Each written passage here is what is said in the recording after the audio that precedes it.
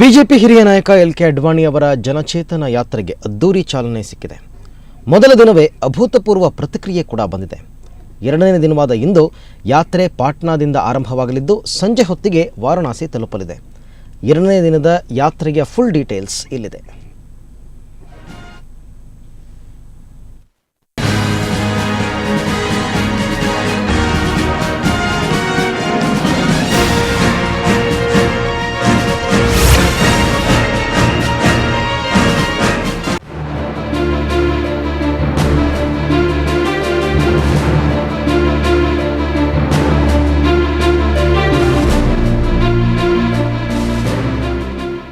ಅಡ್ವಾಣಿ ಜನಚೇತನ ಯಾತ್ರೆಗೆ ಭರ್ಜರಿ ಓಪನಿಂಗ್ ಸಿಕ್ಕಿದೆ.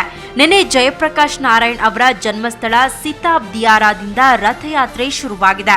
ಭ್ರಷ್ಟಾಚಾರದ ವಿರುದ್ಧ ರಣಕಹಳೆ ಮೂಡಿಸುವ ಯಾತ್ರೆಗೆ ಬಿಹಾರದ ಮುಖ್ಯಮಂತ್ರಿ ನಿತೀಶ್ ಕುಮಾರ್ ಚಾಲನೆ ನೀಡಿದ್ರು. ಮೊದಲ ದಿನ ಯಾತ್ರೆಗೆ ಮಿಶ್ರ ಪ್ರತಿಕ್ರಿಯೆ ವ್ಯಕ್ತವಾಯಿತು.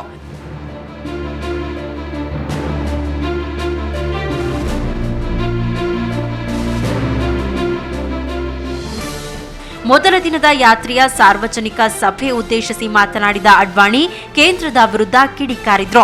ಕಪ್ಪು ಹಣ ಬಹಿರಂಗಕ್ಕೆ ಹೋರಾಟ ಮಾಡುವುದಾಗಿ ಹೇಳಿದ್ರು. ಬಿಹಾರದ ಮುಖ್ಯಮಂತ್ರಿ ನಿತೀಶ್ ಕುಮಾರ್ ಹಿರಿಯ ನಾಯಕರಿಗೆ ಸಾಥ್ ನೀಡಿದ್ರು. पिछले 2 साल 3 साल ऐसे बीते हैं कि आम नागरिक जगह जगह पर कहता है क्या यही सरकार चलती रहेगी? इसी प्रकार के घोटाले रोज आते रहेंगे कि एक दिन एक घोटाला, दूसरे दिन दूसरा घोटाला. ಇಂದು ಪಾಟ್ನಾದಿಂದ ಹೊರಡಲಿರುವ ಅಡ್ವಾಣಿ ರಥ ಆರಾ ಮತ್ತು ಬುಕ್ಸಾರ್ಗಳನ್ನ ಹಾಯ್ದು ವಾರಣಾಸಿಯಲ್ಲಿ ಅಂತ್ಯವಾಗುವ ನಿರೀಕ್ಷೆ ಇದೆ.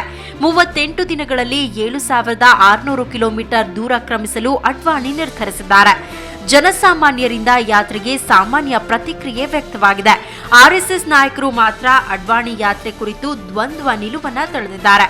ಅಡ್ವಾಣಿ ವರ್ಚಸ್ಸು ಹೆಚ್ಚಿಸುವ ಯಾತ್ರೆಯಿಂದ ದೂರ ಉಳಿಯುವ ಇರಾದೆ ವ್ಯಕ್ತಪಡಿಸಿದ್ದಾರೆ. 80ರ ಹರಿಯದಲ್ಲೂ ಉತ್ಸಾಹದಿಂದ ಯಾತ್ರೆ ಆರಂಭಿಸಿರುವ ಅಡ್ವಾಣಿಗೆ ಮೊದಲ ದಿನ ಬೃಹತ್ ಜನಬೆಂಬಲ ಸಿಕ್ಕಿದೆ. ನವೆಂಬರ್ 20ಕ್ಕೆ ದಿಲ್ಲಿಯಲ್ಲಿ ಯಾತ್ರೆ ಸಮಾರೋಪಗೊಳ್ಳಲಿದೆ. ಯಾತ್ರೆಗೆ ಮುಂದಿನ ದಿನಗಳಲ್ಲಿ ಹೇಗೆ ಪ್ರತಿಕ್ರಿಯೆ ದೊರೆಯಬಹುದು ಎಂಬುದನ್ನು ಕಾದು ನೋಡಬೇಕು. ಬ್ಯೂರೋ ರಿಪೋರ್ಟ್, ಸುವರ್ಣ ನ್ಯೂಸ್ 24/7.